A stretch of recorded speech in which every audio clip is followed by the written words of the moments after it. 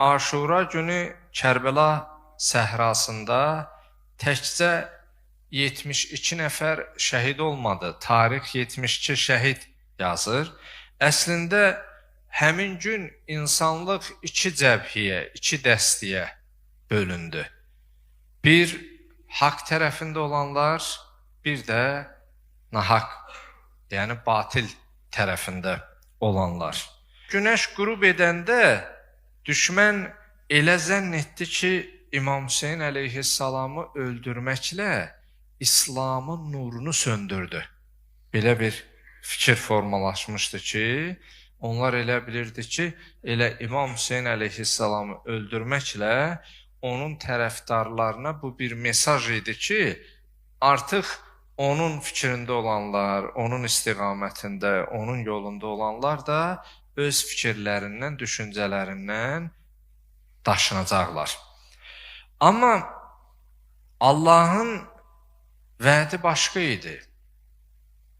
O deyir, bəzən görürsən biri tədbir tökür.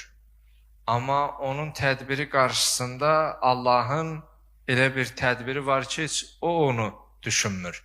İmam Əli əleyhissalamın bu mötəbər və möhtəşəm kəlamlarından da buyurur ki, bir şeyin 100% alınacağına əmin olduğum halda onun alınmadığını gördükdə və bir şeyin də 100% alınmayacağına əmin olduğum halda onun alındığını gördükdə əmin oldum ki, bu dünya mənim iradəmlə deyil, məni idarə edən varlığın iradəsi ilə idarə olunur.